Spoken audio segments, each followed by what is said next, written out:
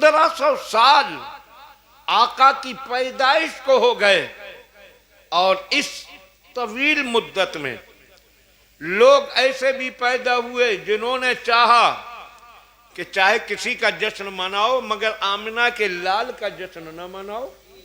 फतवे भी दिए, रोकने की कोशिश भी की, मगर क्या शान है आमिना के लाल की कि रोकने वाले सर पटक पटक कर मर गए।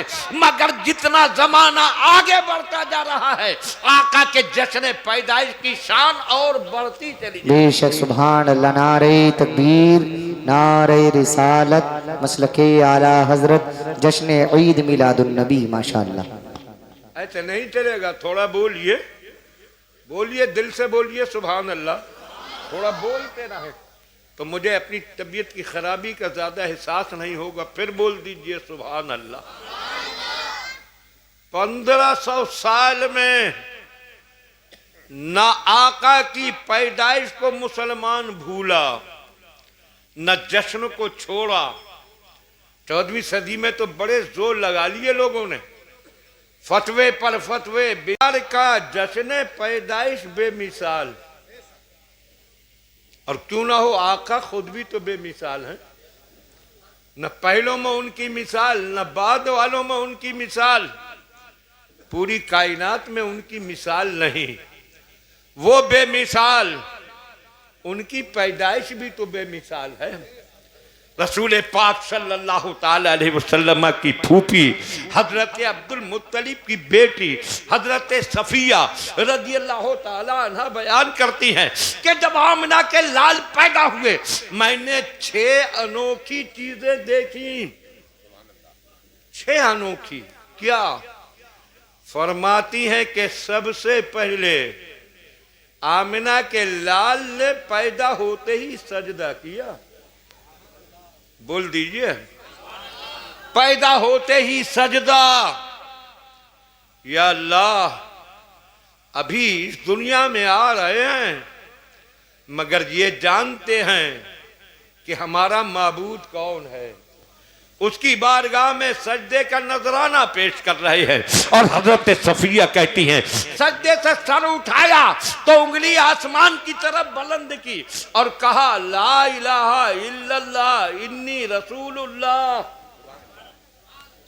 कहा अल्लाह के सिवा कोई माबूद नहीं और बेशक मैं अल्लाह का रसूल हूं। जरा सोचिए, दुनिया में आते ही अल्लाह की वहदानियत का ऐलान भी किया, रसूल ने अपनी रिसालत का भी ऐलान किया। कहां हैं वो लोग जो कहते हैं कि सरकार को 40 साल की उम्र में नबुव्वत मिली? हाँ, जाहिर में सरकार ने 40 साल में खोला हुआ ऐलान नबुव्वत किया, मगर हकीकत में पैदा होते ही ऐलान कर दिया कि मैं अल्लाह की बारगाह से रसूल बनकर आया हूं। उसकी वहदानियत को भी जानता हूं, अपनी रिसालत को भी जानता हूं। जरा सोचिए, पैदा होते ही ये कलमा और फिर उसके बाद हजरत सफिया कहती हैं कि मैंने नहलाना चाहा, आवाज आई है सफिया नहलाने की कोशिश ना करो। और बच्चों को पैदा होते ही इसलिए नहलाया जाता है कि वो दुनिया में नापाक आते हैं, मगर आमिना का लाल दुनिया में नापाक नहीं आया बल्कि मुकम्मल पाक होकर आया। दिल से बोल दीजिए, मुकम्मल पाक। और फरमाती हैं चौथी चीज मैंने ये देखी कि सरकार का नूर घर के चिराग की रोशनी पर गालिब आ गया। चिराग की रोशनी मांद पड़ गई और आका का नूर पूरे घर में फैल गया। और क्यों ना फैले कि पैदा होने वाले वो हैं जो सरापा नूर हैं और अल्लाह ने सारी कायनात को उन्हीं के नूर से मुनव्वर फरमाया। और फरमाती हैं 5वीं चीज ये देखी कि हर बच्चे के पैदा होने के बाद नाफ काटी जाती है, नाल काटा जाता है, मगर आमना के लाल की नाफ को भी काटने की जरूरत नहीं पड़ी, वो नाफ कटे हुए दुनिया में तशरीफ लाए।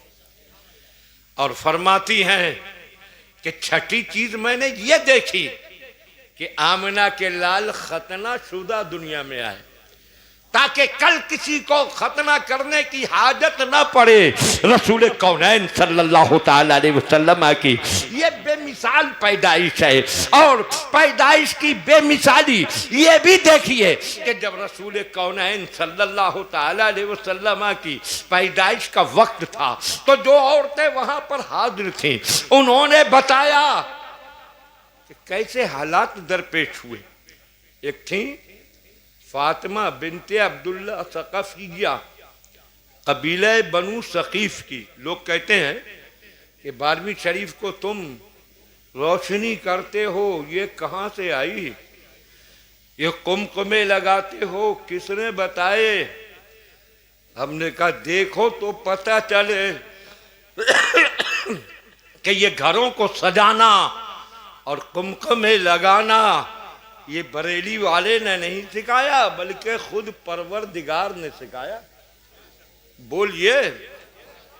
हजरत फातिमा कहती हैं कि सरकार की बेटी नहीं, फातिमा बिनते अब्दुल्ला कबीले बनु सकीफ की थी, हजरत आमना की खिदमत में हाजिर थी। वो कहती हैं लम्मा हदरत वलादतु आमिनता रायतुल वैता ही ना वो दे आ कदीम तला नूरा। कहती हैं कि जब आमना के लाल की पैदाइश का वक्त आया तो मैंने देखा कि आमना का पूरा घर नूर से भर गया। सुभान अल्लाह, सुभान अल्लाह। उजाले से भर गया। वरायतुन नुजुमा तदनु हत्ता ज़ननतु अन्हा सयक़ौ अलैया। और कहती है मैंने देखा कि सितारे नीचे आ रहे हैं, आसमान के नीचे और नीचे और नीचे। कहती है कि सितारे इतने करीब आ गए कि मुझे लगने लगा कहीं ये मुझ पर गिर न जाए। रब तबारक व तआला ने पूरे घर को उजाले से भरकर दुनिया को बता दिया कि देखो मैंने अपने महबूब की पैदाइश के वक्त उजाला किया है, रोशनी फैलाई है। तो मेरे महबूब की पैदाइश की रात को रोशनी करना मेरी सुन्नत है। और तुम कुमकुमों से सजाते हो अपनी गलियों को, घरों को, तो मैंने आसमानों के सितारों को कुमकुमा बनाकर आमिना के घर के करीब कर दिया। रसूल पाक सल्लल्लाहु ताला अलैहि वसल्लम पैदा हुए और आप जानते हैं, आपने सुना कि शान क्या थी। जब आप दुनिया में आए तो आपके दुनिया में आने से पहले जब आप माँ के पेट में थे तो आपके वालिद हजरत अब्दुल्ला इस दुनिया से रुखसत हो गए। जब 6 साल के थे तो हजरत आमिना खातून रदी अल्लाह ताला अन्हा की बेवफात हो गई। और जब 8 साल के हुए तो आपके दादा हजरत अब्दुल मुत्तलिब भी दुनिया से रुखसत हो गए। अब आप अबू तालिब के घर में रह रहे हैं। फिर अपनी हकीकत को याद कीजिए, ताज़ा कीजिए। कोई ये ना कह दे कि अबू तालिब सरकार की परवरिश कर रहे हैं। हक ये है कि अबू तालिब आका की परवरिश नहीं कर रहे, आका अबू तालिब के पूरे घर की परवरिश। बेशक बेशक बेशक। वक्त गुजरता गया, बचपन गुजरा। बचपन के बाद क्या आता है? लड़कपन। ध्यान रखना, सरकार की मुकद्दस जिंदगी की कुछ झलकियां मैं आपको दिखाऊंगा। लड़कपन गुजर गए, लड़कपन आ गया, बचपन गुजर गया। उस वक्त मक्के वालों की मेन आमदनी का जरिया था बिजनेस, तिजारत। और तिजारत के लिए वो जाते थे मुल्के शाम, यमन से माल खरीदते थे, शाम ले जाते थे, शाम में उसको बेचते थे और फिर शाम में बेचकर वहाँ का माल खरीद कर इधर ले आते थे। रसूल कौनैन की उम्र पाक 12 साल हो गई है। ज़रा सोचिए, बाप की तो सूरत भी नहीं देखी थी, माँ के प्यार को पूरी तरह महसूस भी नहीं किया था कि माँ चली गई थी, और दादा की मोहब्बतों से पूरी तरह आशनाई भी ना हुई कि दादा भी चले गए। अबू तालिब ने बड़ी मोहब्बत से रखा। बड़े प्यार से रखा। उम्र हुई 12 साल। अबू तालिब के घर में बच्चे भी ज्यादा थे, आमदनी कम थी। फैसला किया कि मैं भी तिजारत के लिए मुल्क शाम जाऊं। सामान तिजारत जमा किया, ऊंटों पर लादा, काफिला जाने को तैयार है। अबू तालिब ऊंट पर बैठ गए। ध्यान रखना मुसलमानों, अबू तालिब ऊंट को आगे बढ़ाना चाहते हैं कि इतने में ये 12 साल का भतीजा, ये आमिना का शहजादा, ये अब्दुल्ला का नूर नजर दौड़ता हुआ आया। आका 12 साल की उम्र है, दौड़ते हुए आए थे। अबू तालिब के ऊंट की लगाम मुहार पकड़ ली, रोक कर खड़े हो गए और उसके बाद कहा, या अम्मी इला मन तकिल्नी ला बाली वाला उम्मा। सही बात, जब तन्हाई में उस मंजर को सोचते हैं तो दिल रोता है। थोड़ी देर के लिए यहाँ सारी बातों को छोड़िए, उस मंजर को देखिए, वो देखिए, काफिला जाने को तैयार है। अबू तालिब अपने ऊंट पर बैठ चुके हैं, सामान्य तिजारत के ऊंट तैयार हैं। अबू तालिब ऊंट को आगे बढ़ाना चाहते हैं कि रसूल कौनैन ने 12 साल की उम्र है। अबू तालिब के ऊंट की मुहार पकड़ ली और फिर आंखों में आंसू भरकर वो अल्फाज कहे, ऐसा लगा जैसे पूरी कायनात बिलक पड़ी हो, हवाएं सिसकने लगी हों, जमाना तड़प उठा हो। रसूल कौनैन ने आंखों में आंसू भरकर कहा था, या अम्मे, ऐ मेरे चचा, इला मन तकिल्नी, आप मुझे किसके हवाले करके जा रहे हैं? ला बाली वाला उम्मा, ना मेरे बाप है ना मेरी माँ है, आखिर आप मुझे किसके हवाले करके छोड़ रहे हैं? सोचो वो कैसा मंजर होगा। 12 साल का यतीम बच्चा, जिसने बाप की सूरत नहीं देखी, जिसने माँ के प्यार को पूरी तरह महसूस नहीं किया, जिसने दादा की शफकतों से भी पूरी तरह फायदा नहीं उठाया। चचा उसको छोड़कर जाना चाह रहे हैं। घर में चचानियां भी हैं और घर के अंदर चचेरे भाई भी हैं, मगर वो 12 साल का यतीम शहजादा, वो आमिना का नूर नजर, वो अब्दुल्ला का लख्ते जिगर ऊंट की मुहार पकड़कर आंखों में आंसू भरकर कह रहे हैं, चचा आप मुझे किस पर छोड़ रहे हैं? मेरे न बाप है न मेरी माँ, कौन मुझे देखेगा, कौन मेरी निगरानी करेगा, मैं किसके सहारे दुनियावी एतबार से यहाँ रहूंगा? इला मन तकिल्नी, किसकी तरफ, किसके हवाले आप मुझे कर रहे हैं?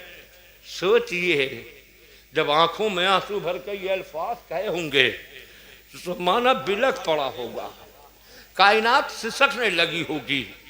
बड़ी हसरत भरी निगाहों से चचा को देख रहे। चचा, बेहद प्यार करने वाले चचा, बेहद मोहब्बत करने वाले चचा, बहुत चाहने वाले चचा, वो चचा जिन्होंने अपने बेटों से बढ़कर आका से मोहब्बत की थी।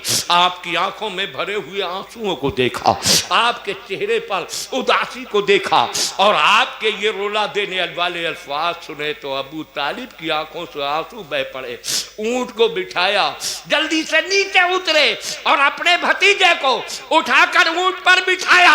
ऐ मेरे शहजादे, माफ कर दे, मैं लंबे सफर की वजह से तुम्हें छोड़कर जा रहा था, मगर तुम्हारी बात ने मेरे दिल को हिला दिया। अब अबू तालिब तुम्हें छोड़कर नहीं जाएगा, तुम्हें लेकर जाएगा। सोचिए, ऊंट पर बिठाया, उस दौर के हिसाब से जो बच्चे का सामान लेना होगा लिया और उसके बाद ये ऊंट चल पड़े मक्के से मुल्के शाम की तरफ।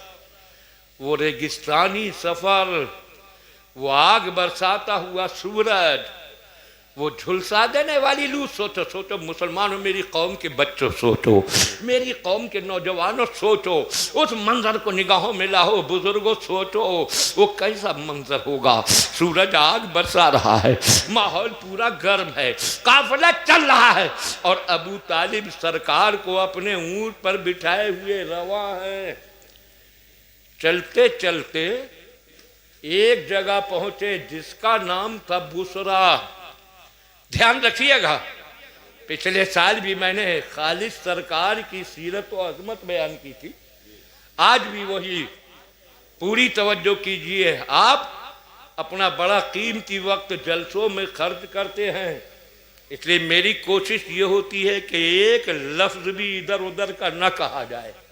मेरी पूरी 45 साल की यही तारीफ है। ध्यान रखिए, सफ़र करते रहे, फिर मुल्क शाम करीब आ गया। एक जगह आई बुसरा, ये बसरा नहीं बुसरा है,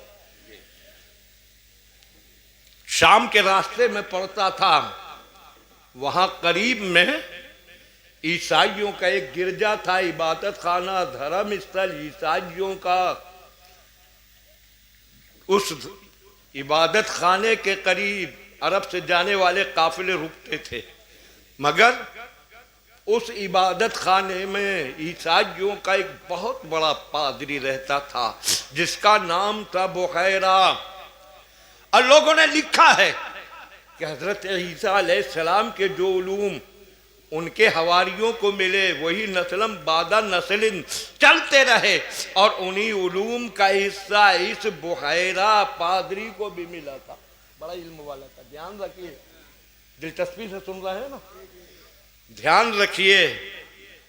काफिले जाते थे, वहां ठहरते थे, पेड़ था उसके नीचे रुकते थे, मगर बहेरा हर वक्त इबादत में लगा रहता था। अरब के किसी काफिले को उसने कभी घास ही नहीं डाली, न कभी किसी से मिला, न किसी से बात की, और न किसी के करीब गया।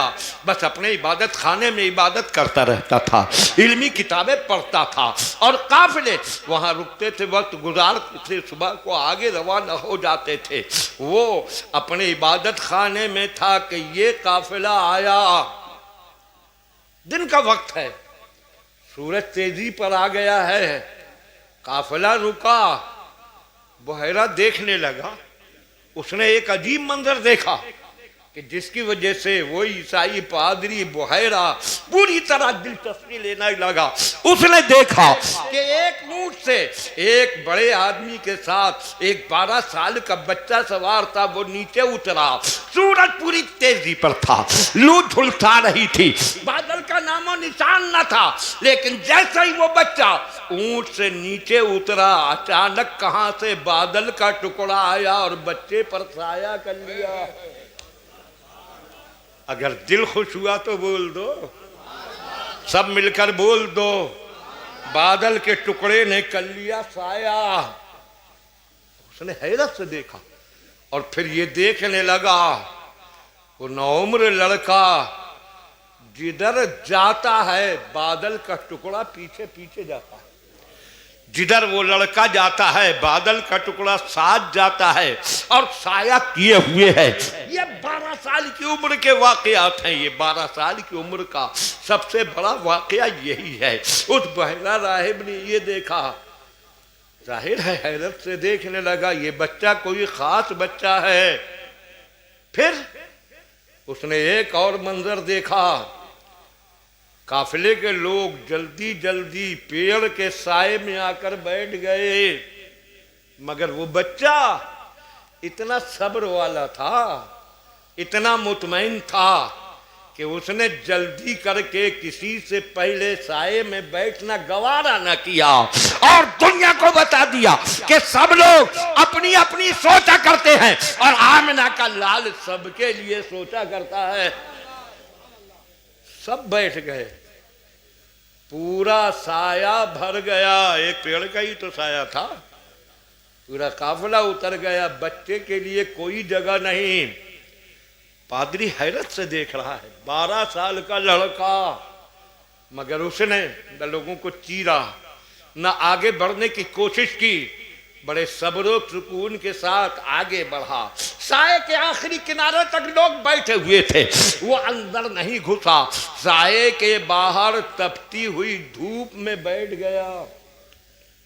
पेड़ का साया सब पर था और वो साए से अलग तपती हुई धूप में बैठा। मैं किसी का हक नहीं मारूंगा, किसी दूसरे को हटाकर खुद आराम हासिल नहीं करूंगा। पूरी दुनिया ये सबक हासिल कर ले कि ऐलान नबुव्वत से पहले पहले भी आमिना के लाल की शान रहमत का ये आलम है कि सब अपने लिए आराम ढूंढते हैं, आमिना का लाल सबके लिए। सुभान अल्लाह। नारे तकबीर, नारे रिसालत, नारे हैदरी, नारे गौसियत, जश्न ईद मिलादुन नबी। माशाअल्लाह।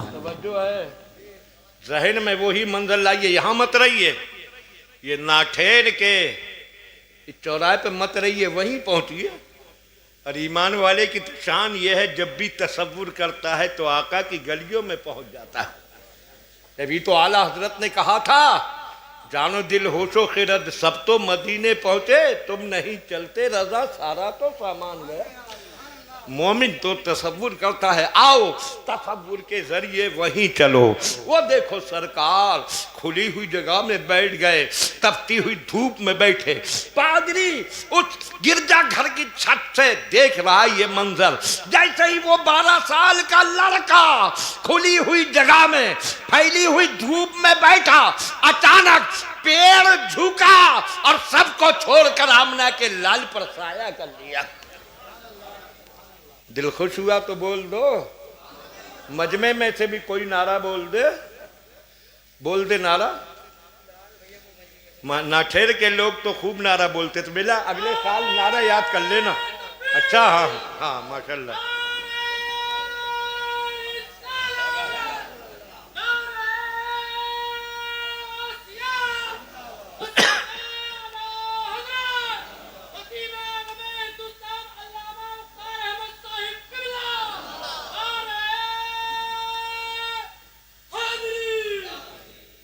दिल से नारा लगाते रहिए। तो देखा पेड़ उधर झुक गया, जो पहले साए में आकर बैठे थे वो धूप में रह गए और पेड़ ने उन पर साया कर लिया। पेड़ जमाने हाल से कह रहा था, मैं ये कैसे गवारा कर सकता हूँ कि सब साए में बैठे और आमिना का लाल तपती हुई धूप में बैठे, इसलिए कि मुझ पेड़ को भी वजूद मिला है तो इसी आमिना के लाल के सदके भी मिला है।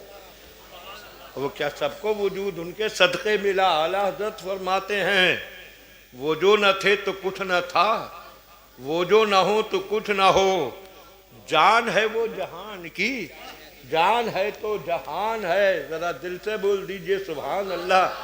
कि मौलाना मोहम्मद एहसान साहब बड़ी जज्बाती तकरीर की और बड़े जोशीली तकरीर करते करते थोड़ी सांस लेने की ज़रूरत तो है ही, इसलिए थोड़ा सुकून से बैठे हुए, वरना ये तो बड़े दिल से सुनते हैं। चलिए मैं फिर लेकर चलूं, वो देखो वही मंजर निगाहों के सामने लाओ। वो बहुत बड़ा दरख्त, वो फैला हुआ दरख्त, वो सब लोग पेड़ के नीचे बैठे हुए, वो आमिना के लाल 12 साल की उम्र में खुली हुई धूप में बैठे, और वो देखो पेड़ झुका और इस शहजादे पर साया कर लिया। पादरी ने देखा, सोचने लगा, कुछ याद आया, अरे ये तो निशानियां उसकी हैं जिसकी आमद का ऐलान हजरत ईसा ने किया है। ये निशानियां उसकी हैं जिसको अल्लाह अपना आखिरी रसूल बनाएगा। ये वही तो हैं, वही ना हो करीब से देखना चाहिए। गिरजा से उतरा, काफिले में पहुंचा और कहने लगा, ए काफिले वालों, मैं चाहता हूं कि आज का खाना तुम सब मेरे यहाँ खा लो, मेरे यहाँ दावत है। काफिले के लोग भी अरब के थे, झिझकने वाले नहीं। कहने लगे, पादरी साहब ये क्या अनोखी बात आप कर रहे हैं, हम इधर से गुजरते रहते हैं, हमारे काफिले गुजरते हैं, बड़े बड़े लोगों के काफिले, लेकिन आपने कभी किसी की दावत करना तो अलग रहा, अपने गिरजा से बाहर भी नहीं आए, किसी से बात भी नहीं की। आज क्या बात है कि पूरे काफिले की दावत कर रहे हैं। कहने लगा, पादरी कोई खास बात नहीं, बस मेरा दिल चाहा कि ये मेहमान इधर से गुजरते रहते हैं तो कभी तो मेजबानी का हक मैं भी अदा कर दूं। बात टाल गया, वो हकीकत नहीं बताई, सबने मंजूर कर ली। और फिर खाने का वक्त आया, पादरी ने बुलाने के लिए भेजा और गिरजा के दरवाजे खोल दिए गए। पूरा काफिला आया, सबको बिठाया और बिठाने के बाद जब नजर डाली तो देखा बारात तो पूरी मौजूद है, दूल्हा ही नहीं है। कहने लगा क्या तुम सब आ गए, कोई रह तो नहीं गया? उन्होंने कहा एक बच्चा रह गया है, 11-12 साल का बच्चा है, बड़े लोग सब आ चुके हैं, सिर्फ एक बच्चा रह गया है। पादरी ने कहा उसको भी बुलाओ, जबान से तो नहीं कहा मगर दिल उसका पुकार रहा था। ये सारा एहतिमाम, ये दावत का इंतजाम, ये तरह तरह के खाने, ये मजेदार डिशें, ये सब मैंने तुम्हारे लिए नहीं बनाई, उसी शहजादे के लिए बनाई है। उन्हीं के सदके तुम्हें भी खाने मिलेंगी। जभी तो हमारे आकाए नेमत हुजूर मुफ्ती आजम ने फरमाया खाते हैं तेरे दर का, पीते हैं तेरे दर का, पानी है तेरा पानी, दाना है तेरा दाना। और आला हजरत फरमाते हैं आसमां खान, जमीन खान, जमाना मेहमा, साहिब खाना लक़ब किसका है? तेरा तेरा। ला व रब्बिल अर्श, जिसको जो मिला उनसे मिला। बटती है कौनैन में नेमत रसूलुल्लाह की। जरा दिल से बोल दीजिए, थोड़ा बोलते रहिए। उसने कहा उस बच्चे को तो बोला, कहने लगे अरे छोड़िए पादरी साहब, सब बड़े लोग आ गए, एक बच्चे को क्यों? उसने कहा वो बच्चा ना आया तो खाना किसी को ना मिलेगा, उसको बुलाओ। बुलाया, वो तशरीफ लाए। लोगों का बयान है कि जब गिरजा में दाखिल हुए, 12 साल की उम्र है, मगर जब दाखिल हुए तो ऐसा लगा जैसे बादलों की ओट से 14वीं का चांद निकल आया। वो खूबसूरती, वो दिलकशी, वो हुस्नो जमाल देखो तो देखते रह जाओ। पादरी ने बड़ी मोहब्बत से बिठाया, सबको खाना खिलाया, मगर नजर इन्हीं पर रही। उसके बाद जब सब खाकर फारिग हुए तो सबको रुखसत कर दिया। अबू तालिब रह गए, 2-4 इधर उधर रह गए, इनको रोक लिया। कहने लगा ऐ अबू तालिब, ये तुम्हारा कौन है? अब सुनिए, ध्यान से सुनिए। अबू तालिब से कहा तुम्हारा कौन है? कहा मेरा बेटा है। पादरी आंखें फैलाकर देखने लगा, बेटा? तुम्हारा बेटा नहीं हो सकता, इसलिए कि इस वक्त इसका बाप जिंदा नहीं हो सकता।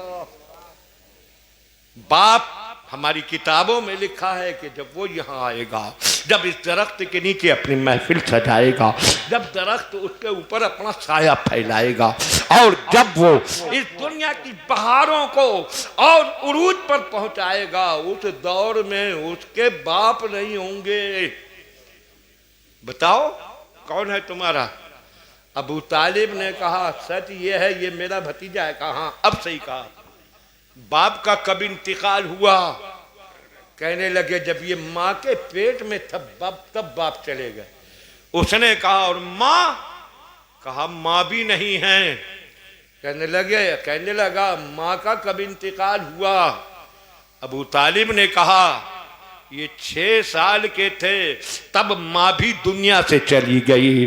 उसने कहा ए बेटे जरा अपने कांधे से कपड़ा हटा दो, दोनों शानों के बीच से, पीछे यहाँ पीठ से दोनों शानों के बीच से कपड़ा हटाया तो दोनों शानों के बीच में मोहरे नबुव्वत जगमगा रही थी। आगे बढ़ा, बेखुद होकर बोसा दिया और कहा मैं गवाही देता हूँ यही वो अल्लाह के आखिरी रसूल हैं जिनकी बिशारत ईसा ने दी थी। नारे तकबीर, नारे रिसालत, मसलके आला हजरत जश्न ईद मिलादुन नबी अल्लामा मुख्तार अहमद साहिब किबला बहेड़वी माशाअल्लाह। जो और लोग देख रहे थे, कुछ काफले वाले आड़ पेड़ में रह गए तो कुछ लोगों को जासूसी का शौक होता है, देखो क्यों रोका है। वो हैरत में पड़ गए। कहा ये पादरी तो अबू तालिब के भतीजे की बड़ी इज्जत कर रहा है, मगर वो हकीकत नहीं समझे थे। उसके बाद पादरी ने अबू तालिब से एक बात कही, कहा अबू तालिब हमारी किताबों में इनकी सारी निशानियां लिखी, और बताया गया है ये अल्लाह के आखिरी रसूल हैं। एक एक निशानी हमारी पुरानी किताब में है और सिर्फ हम तक ही महदूद नहीं, ये निशानियां यहूदियों तक भी पहुंच चुकी हैं। यहूदी भी इन निशानियों को जानते हैं। और ऐ अबू तालिब, यहूदी इनके बहुत बड़े दुश्मन हैं। अभी ऐलान नबुव्वत नहीं किया, लेकिन उससे पहले ही यहूदी दुश्मन। आज दुनिया कहती है ये इजराइल के यहूदी ईमान वालों के दुश्मन क्यों हैं? ये आज से दुश्मनी नहीं है, बल्कि सरकार ने ऐलान नबुव्वत नहीं किया था, उस वक्त से इनके दिल में दुश्मनी पनप रही है। इन्हें दुश्मनी की वजह ये कि आखिर इस्माइल की औलाद में क्यों रिसालत कर दी गई और क्यों नबुव्वत दे दी गई, मगर वो नहीं जानते ये तो अल्लाह का फजल है, जिसको चाहता है तब फरमाता है। बुहैरा राहिब ने कहा अबू तालिब अब आगे मत जाना, अपना सामान यहीं बेचो और वापस पलट जाओ। यहूदियों ने पहचान लिया तो इनको नुकसान पहुंचा सकते हैं, इनको नुकसान पहुंच जाएगा, इसलिए यहीं से वापस हो जाओ। अबू तालिब ने कहा था मोहतरम पादरी, हम बड़े शौक के साथ तिजारत का सामान, बिजनेस का माल मक्के से लेकर शाम की तरफ चले हैं, यहाँ बेच कर चले जाएंगे तो जिस फायदे की उम्मीद है वो फायदा मिल ना पाएगा। पादरी मुस्कुराया, कहा मुतमईन हो जाओ, कोई भी तिजारती काफिला शाम में पहुंचकर इतना फायदा हासिल नहीं कर सकता जितना फायदा तुम्हें यहां मिलेगा, इसलिए कि ये फायदा तुम्हारी मेहनत से नहीं होगा, इस शहजादे की बरकत से होगा। अबू तालिब वहीं से वापस हुए, माल बेच दिया और फिर मक्के की तरफ वापस पलट आए। ये कितनी उम्र में सफर किया?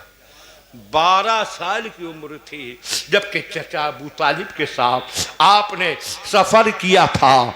कहाँ का? मुल्क शाम का। लेकिन बुहैरा राहिब ने रास्ते ही से वापस पलटा दिया।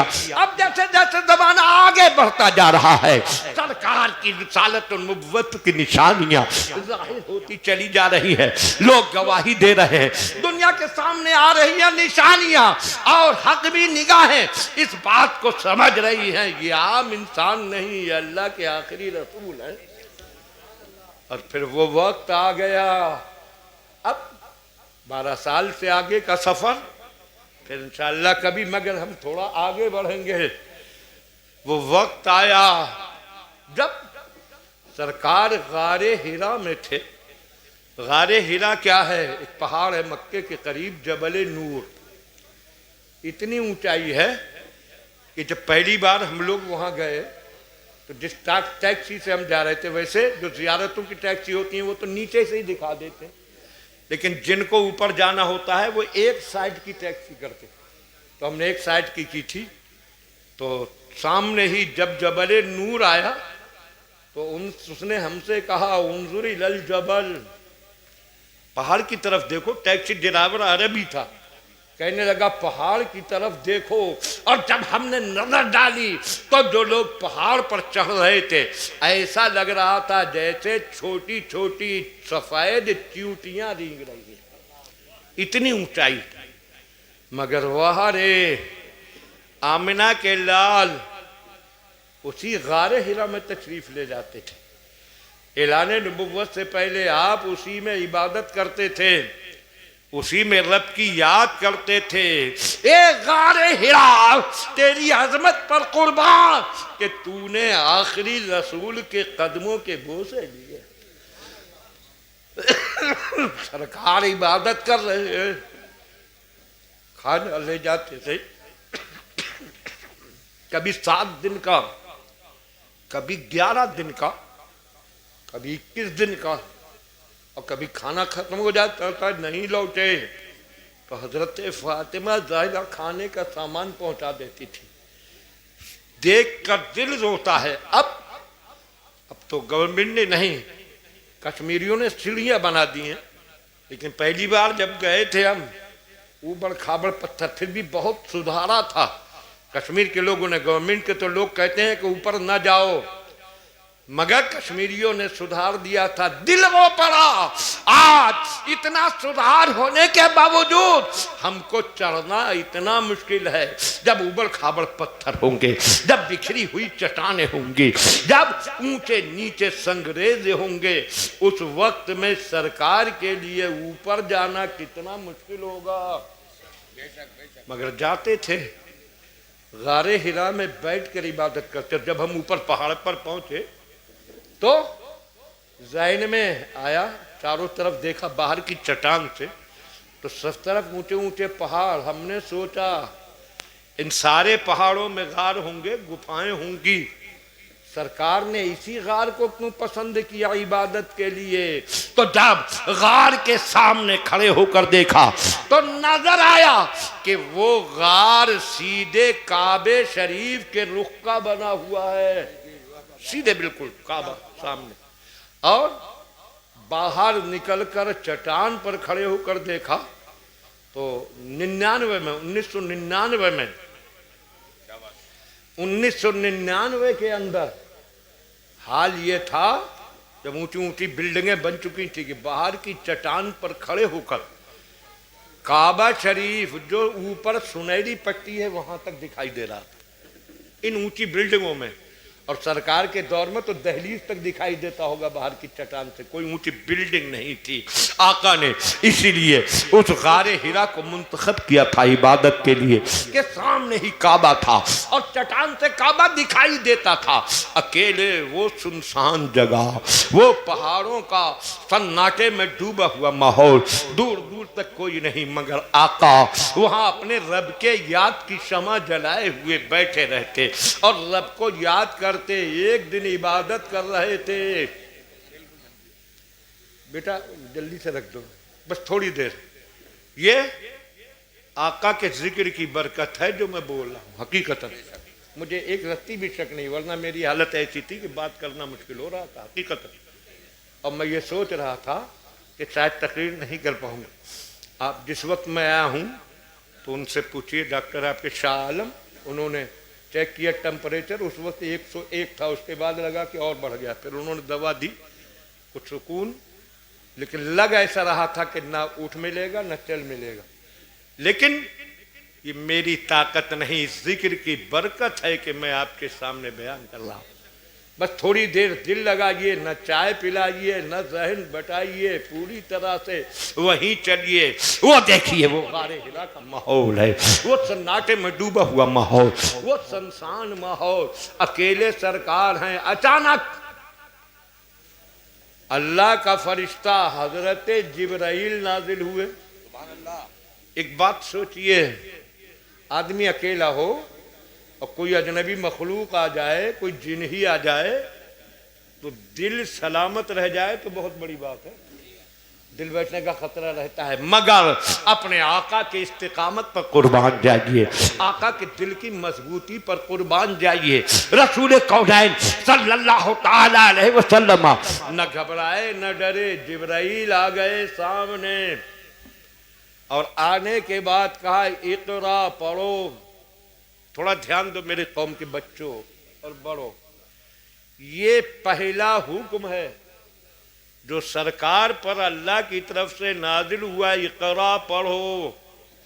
पहला हुक्म ये नहीं आया नमाज कायम करो, पहला हुक्म ये नहीं आया ज़कात दो, पहला हुक्म ये नहीं आया रोजा रखो, पहला हुक्म ये नहीं आया कि खैरात करो, पहला हुक्म ये नहीं आया कि सच बोलो, पहला हुक्म आया कि पढ़ो। इसलिए जब पढ़ेगा और सच्चे दिल से पढ़ेगा तो खुद ही सारी बुराइयां छोड़कर नेकियों के रास्ते पर चलने लगेगा।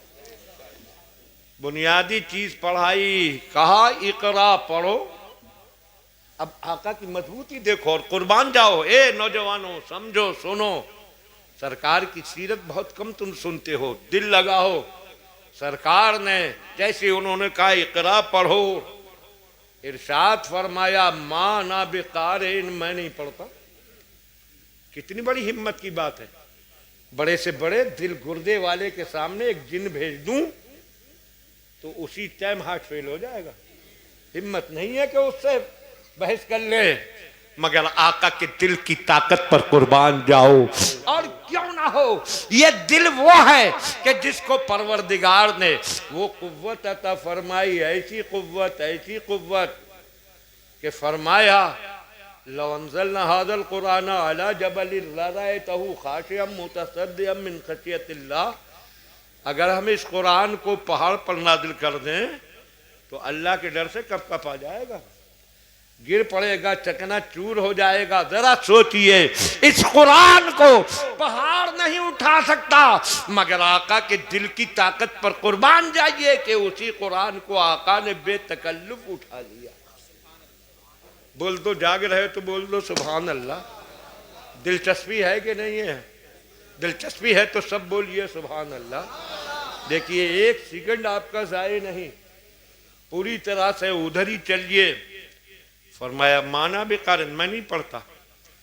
हजरत जिब्राइल ने सीने से लगाया, पूरी ताकत से भींचा ताकि आपस में मुनासबत पैदा हो जाए। सरकार के अल्फाज हैं हदीस में, हत्ता बलगा मिन्निल जोदा, अपनी पूरी कोशिश को पहुंच गए, पूरी ताकत लगा दी भींचने में। और जिब्राइल की ताकत, एक पूरे शहर के लिए हुक्म हुआ, जिब्राइल इसको पलट दो। जिब्राइल गए, हथेली पर उठाया, आसमानों की तरफ उठा कर ले गए, या पटकी मारती। इतनी ताकत कि एक हाथ से पूरा शहर उठा लिया। मगर हमारे आका को देखो, जिब्राइल ने पूरी ताकत लगा दी, मगर आका न घबराए, न परेशान हुए, मुस्कुराते रहे। ऐ जिब्राइल, लगा लो पूरी ताकत, जहां तुम्हारी ताकत खत्म होती है वहां से मेरी ताकत शुरू होती है।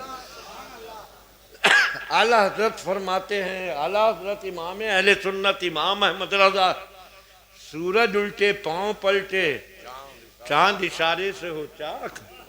बोल दो, सूरज उल्टे पांव पलटे, चांद इशारे से हो चाक, अंधे नजदी देख ले कुदरत रसूलुल्लाह की।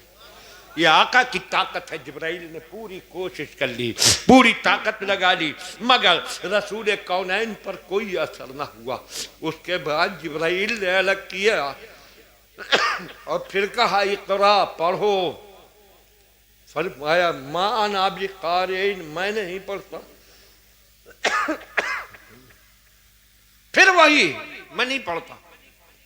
जिब्राइल ने फिर सीने से लगाया और फिर पूरी ताकत लगा दी सीने से भींच कर, और उसके बाद कहा इक़रा, पढ़ो। फरमाया माँ ना बेकारिन, मैं नहीं पढ़ता।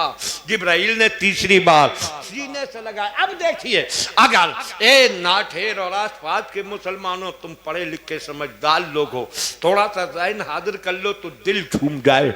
अभी तक जिब्राइल कह रहे थे इक़रा, पढ़ो, तो आका कह रहे थे मैं नहीं पढ़ता। लेकिन अब जिब्राइल ने कहा इक़रा बिस्मि रब्बिकल लज़ी खलक़, अपने रब के नाम से पढ़ो जिसने पैदा किया। बोलो, अगर समझ गए तो बोलो सुभान अल्लाह। क्या कहा? अपने रब के नाम से पढ़ो जिसने पैदा किया। सरकार ने अब पढ़ना शुरू कर दिया और शुरू की।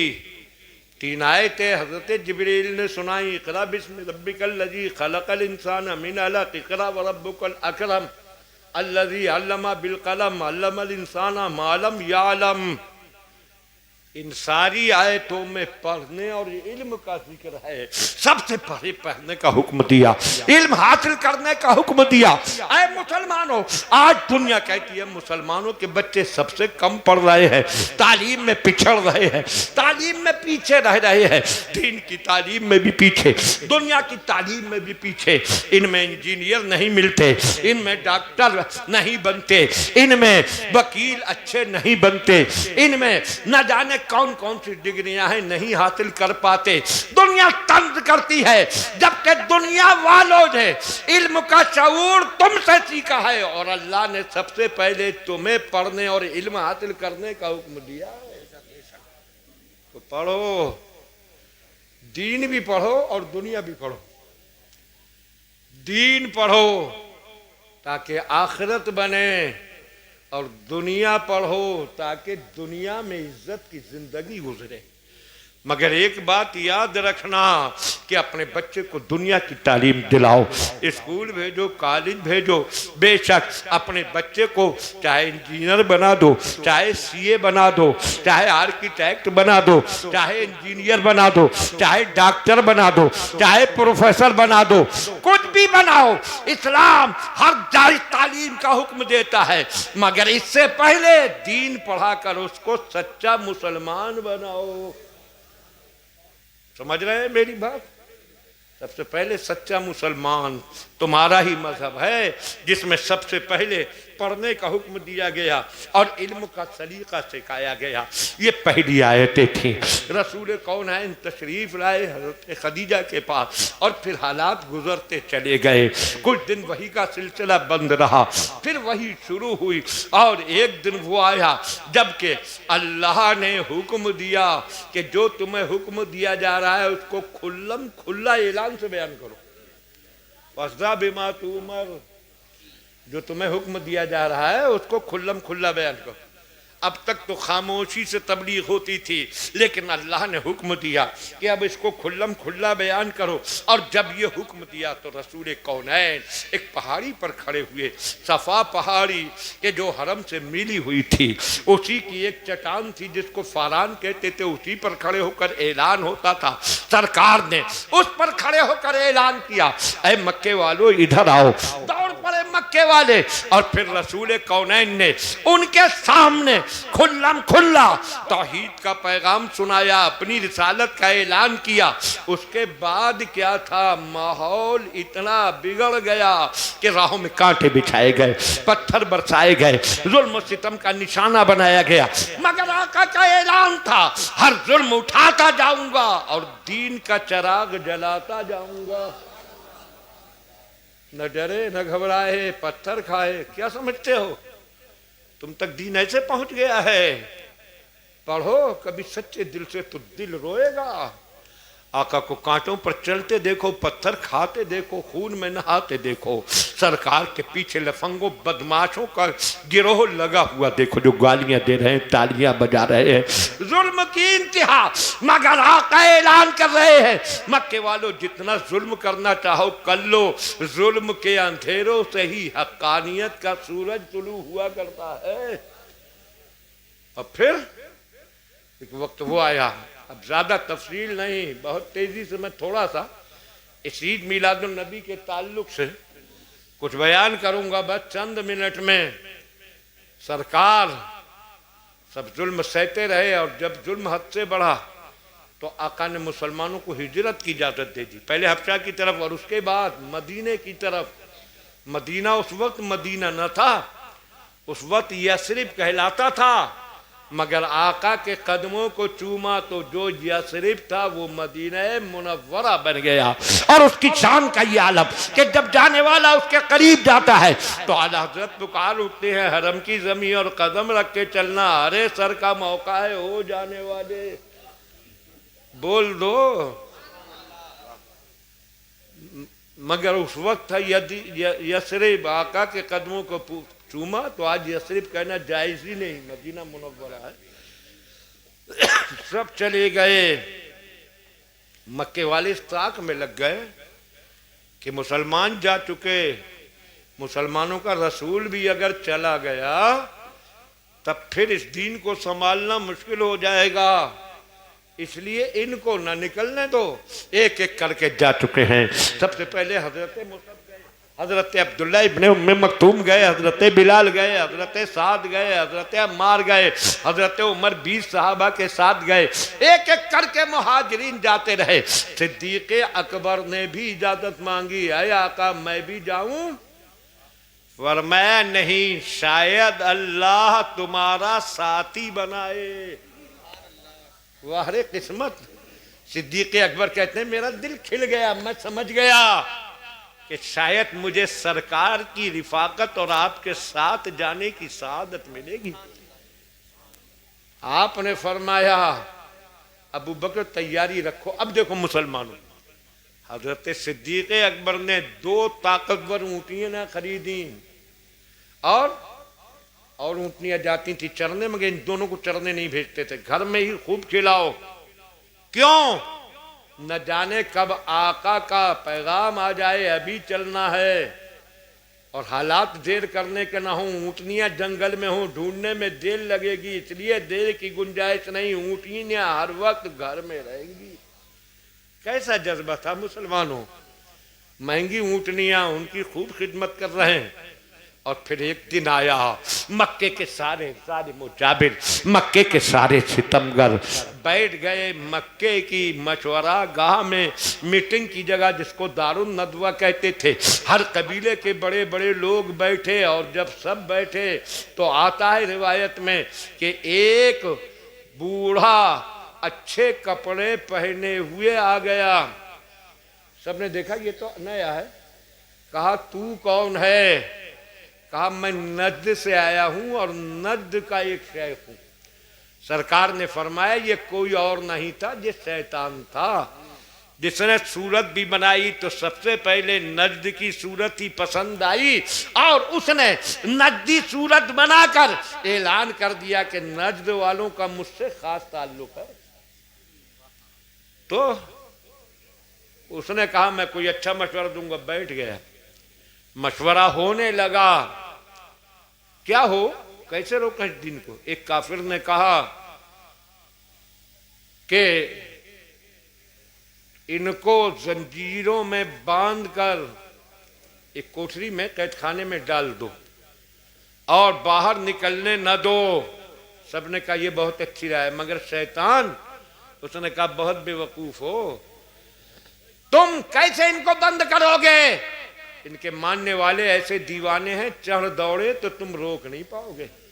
और फिर वो कह ना पाया, मगर इस हकीकत को वो तो जानता था, मक्के वाले जाने न जाने, कि ये अल्लाह ने इनको ऐसी ताकत दी है कि एक इशारा करेंगे तो कैद खाने की दीवारें चकनाचूर हो जाएंगी और ताला इन्हीं के कदमों को टूटकर चूमता नजर आएगा। कोई और राय दो। दूसरे ने कहा इनको पकड़कर अरब के सहरा में छोड़ दो, भटकते रहें। उसने कहा फिर तो तुम सब मारे जाओगे। कहा क्यों? कहा जिस बस्ती में जाएगा, जिससे बात करेगा, वो इसी का दीवाना बन जाएगा। वो जानता था अल्लाह ने वो तासीर दी है, जिस बस्ती में जाएंगे, जिससे बात करेंगे, वो दीवाना हो जाएगा। अब बात करना तो अलग, अल्लाह ने हमारे नबी को ये शान दी, जो बात कर ले वो दीवाना, जो चेहरा देख ले वो दीवाना। बोलो। और चेहरा देखने की हाजत भी नहीं, तुम सब ने न बात की है न चेहरा देखा। मगर मैं दावे से कहता हूं कितना ही गुनाहगार मुसलमान हो, मगर आका की मोहब्बत और अजमत का सवाल आएगा तो खून का आखिरी कतरा तक कुर्बान कर देगा। ये दीवानगी क्यों है? न देखा है न बात की है, मगर हमारे आका की शान ये है कि और लोग चेहरा दिखाकर अपना दीवाना बनाते हैं, वो चेहरा दिखाकर भी दीवाना बनाते हैं, बात सुनाकर भी दीवाना बनाते हैं, और जो नाम सुन लेता है वो भी दीवाना बन जाता है। शैतान जानता था कहा ये भी नहीं चलेगी, फिर क्या हो? तो अबू जहल ने कहा बस एक सूरत है, कत्ल कर दो। सबने कहा अबू जहल क्यों पागलपन की बात कर रहा है, कि कत्ल करना इतना आसान होता तो अब तक ये जिंदा ना घूमते, कौन मारेगा? जिस खानदान के आदमी ने इनको कत्ल कर दिया, इनका खानदान बनु हाशिम, उसके खानदान का नामो निशान मिटा देगा, कौन लड़ेगा बनु हाशिम से? अबू जहल ने कहा इसकी तरकीब मैं बताता हूँ, सुनो मुसलमानों, सुनो, थोड़ा सा बस आगे बढ़ो और चंद मिनट में हम अपनी गुफ्तगू खत्म कर दें। अबू जहल ने कहा था एक आदमी कत्ल न करे, बल्कि हर कबीले से एक मशहूर जवान लिया जाए और सारे जवानों को एक साथ भेजा जाए और सब जाकर एक साथ तलवार चलाकर इनको कत्ल कर दें। जब सब कत्ल में शामिल होंगे तो बनु हाशिम किस किस से बदला लेंगे? राय पसंद आई, चुन लिए गए। तारीख में पूरे नाम दिए गए किन किन को चुना गया, उनमें एक अबू जहल भी था। 7 आदमी चुने गए। सातों ने कहा बस रुको, अब जाकर कत्ल कराएं, मगर शैतान जैसे नजदीकी शक्ल में ज़बाने हाल से कह रहा था, अरे तुम उन्हें दिन के उजाले में कत्ल करोगे। तुम भूल जाते हो मक्के का सबसे बहादुर, सबसे दिलेर और सबसे शुजा, बात का पक्का कौल का धनी जवान था, और उसने इस हरम में तलवार म्यान से निकाली थी कि जब तक मेरी तलवार अब्दुल्ला के बेटे का खून न पी लेगी न्याम में नहीं जाएगी। हम समझे थे ये बहुत पक्का है, अपनी जबान का कत्ल करके आएगा, मगर दिन के उजाले में उनके सामने पहुंच गया था और नजर से नजर मिली थी, तो जो कातिल रसूल बनने गया था वो आशिक रसूल होकर फारूक आलम बन गया। इसलिए तुम दिन के उजाले में जाओगे, एक नजर डालेंगे तो सब उनका कलमा पढ़ोगे। कहा फिर कहा रात को सो जाए तब करना हमला। रात आई, इधर ये मशवरा हुआ और सरकार, ध्यान से सुनो, सिद्दीक अकबर के घर पहुंचे, दोपहर का वक्त था। उम्मुल मोमिनीन आयशा सिद्दीका कहती हैं हुजूर हर रोज हमारे घर आते थे, मगर कभी सुबह कभी शाम, कभी तपती दोपहर में नहीं आते थे। उस दिन तपती दोपहर में आए तो हम समझ गए कोई खास बात है। सरकार सिद्दीक अकबर के घर गए, कहा अबू बकर सबको हटा दो। हजरत अबू बकर ने अर्ज किया सब हैं कौन? सरकार ये आपकी कनीज़ें तो ही, मेरी दोनों बेटियां हैं, इनसे कोई राज बाहर नहीं निकले। फरमाया अबू बकर आज अल्लाह ने हिजरत की इजाज़त दे दी, तैयार रहना, रात को हमें निकलना। और उसके बाद सरकार वापस आ गए और फिर दबे पांव अंधेरे पड़ना शुरू हुए। सूरज डूब गया, रात आ गई और मक्के के वो जालिम सरकार के घर को घेर कर खड़े हो गए कि अब सोएं तो इनको कत्ल कर दें। रसूल कौनैन ने हजरत अली को बुलाया, अली मेरी ये सब्ज चादर हरी चादर ओढ़कर मेरे बिस्तर पर सो जाओ और देखो ये मक्के वालों की अमानतों के ढेर लगे हैं, मुझ पर इतना भरोसा है कि अपनी अमानतें मुझे दे देते हैं। तुम सुबह उठना और अमानत वालों को अमानतें पहुंचाकर तुम भी मदीने आ जाना। सोचिए कितनी बड़ी बात कि मेरे बिस्तर पर सो। दुश्मन कत्ल के इरादे से खड़े, तो खतरा था कि आका के धोखे में हमला करें, तो आका के धोखे में अली मारे जाएं, मगर वो हरे अली क्या शान दी अल्लाह ने, न घबराए न परेशान हुए, सुकून से सो गए कि अगर जान कुर्बान हो गई तो जिंदगी की मेराज हो जाएगी। और फिर बाद में जब लोगों ने पूछा था नींद आई, फरमाया ऐसी नींद आई जो कभी नहीं आई थी। कहा मौत का कोई खतरा न था। तो सुनो, हजरत अली ने कहा यूं तो कभी मौत आ सकती है, मगर उस दिन मुझे यकीन था आज कुछ हो जाए मगर मुझे मौत नहीं आएगी। लोगों ने कहा क्यों था ये यकीन? कहा इसलिए कि जब आका ने ये फरमाया अली ये मक्के वालों की अमानत है, मक्के वालों को पहुंचाकर सुबह तुम भी मदीने आ जाना।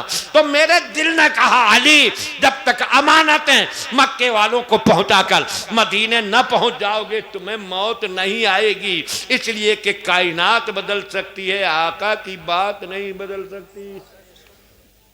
फिर सरकार सिद्दीक अकबर के घर आए, दुश्मन खड़े रह गए, बड़ी तफसील है मगर तफसील का वक्त नहीं, निकल गए सरकार। अब देखो एक चीज, दो ऊंटनियां सिद्दीक अकबर ने तैयार की थी। सरकार ने फरमाया अबू बकर काहे से चलना? कहा हुजूर ये दो ऊँटनियाँ, एक आपके लिए एक मेरे लिए। फरमाया अबू बकर दो ऊँटनी मेरे लिए कितने में खरीदी? कहा हुजूर कितने में खरीदी का क्या मतलब, हम सब तो आप ही के हैं, माल आपका हम आपके। जभी तो आला हजरत ने कहा मैं तो मालिक ही कहूंगा कि हो मालिक के हबीब, यानी महबूब मुहिब में नहीं मेरा तेरा। अय आका ऊँटनियाँ आपकी हैं, मेरी रकम आपकी है, मैं आपका हूँ, कीमत से क्या मतलब? इरशाद फरमाया नहीं, मैं इस ऊँटनी की कीमत अपने पास से अदा करूंगा और हिजरत का सफर मांगी हुई ऊँटनी पर नहीं करूंगा, अपनी खरीदी हुई ऊँटनी पर करूंगा। सोचिए, नहीं समझे नहीं तो बोल देते सुभान अल्लाह। दीन का काम मांगी हुई से नहीं, अपनी खरीदी हुई से। कीमत बताई सिद्दीक अकबर ने, आपने कीमत अदा की और उसके बाद सरकार रात में आ गए और चलो अबू बकर। अब देखिए अबू बकर का इंतजाम, वाह रे दीवाना हो तो ऐसा। आप सरकार को लेकर चले, जाना था मदीना, मगर मदीने का रास्ता छोड़ा, यमन के रास्ते पर चले। ये गारे सौर मक्के से यमन के रास्ते पर, ताकि मक्के वालों को पता है मुसलमान मदीना गए तो ये उधर दौड़ेंगे, इधर ध्यान ही नहीं जाएगा, इसलिए इधर चले और गारे सौर में पहुंचे। मगर इंतजाम वहां रे अपने बेटे अब्दुल्ला से फरमाया, अब्दुल्ला तेरी ड्यूटी ये है कि तू मक्के वालों की मीटिंगों में बैठकों में जाएगा और जो हालात होंगे रात को गारे सौर में आकर हमें सुनाएगा। अपने गुलाम आमिर बिन फुहैरा से कहा तो दिन भर गारे सौर के आसपास बकरियां चराएगा और जब रात होगी तो बकरियों को गार के किनारे लाकर ताज़ा दूध दूकर गर्म करके आका की खिदमत में पेश करेगा। इंतजाम देखो। और उसके बाद अपनी बेटी अस्मा से कहा, वो 9 उम्र बेटी, ऐसी नहीं कि ज्यादा उम्र की हो, जरा सोचिए कितनी मोहब्बत है।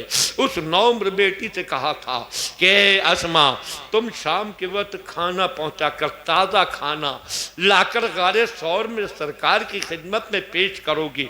उन्हें यह परवाह नहीं, गारे सौर पहाड़ी रास्ते पर है, जंगल का रास्ता, सुनसान रास्ता, कोई फिक्र नहीं, इसलिए कि उनका यकीन है जिनके लिए बेटी जाएगी उन्हीं की रहमत हिफाजत करेगी। आज जो बेटियां महफूज नहीं है उसकी वजह यही है कि सरकार की रहमत के साए में नहीं छोड़ दिया आका का रास्ता। कसम खुदा की आज भी हमारी बेटियां आका के रास्ते पर चलकर खातून जन्नत की कनीज बन जाए तो दुनिया की कोई ताकत हमारी बच्चियों को नुकसान नहीं पहुंचा सकती। ये 3 और अब्दुल्ला इब्ने उरैक़त, ये एक रास्ता जानने वाला शख्स था, इसको लिया किराए पर, उजरत पर, कि तुम्हें नए रास्ते से लेकर हमें मदीने की तरफ जाना है, आम रास्ते से नहीं। और वक्त गुजरता गया, आप सब सुनते हैं तफसील से। 3 दिन गुजरने के बाद सरकार चल दिए, मक्के में ऐलान हो गया जो उनको पकड़ कर लाएगा 100 ऊंट इनाम में पाएगा। लोग दौड़ पड़े हैं और फिर इधर आका चले जा रहे हैं। रास्ते में मिला एक खैमा, एक औरत थी कबीला बनु खज़ा की, उसका लक़ब था उम्मे माबद।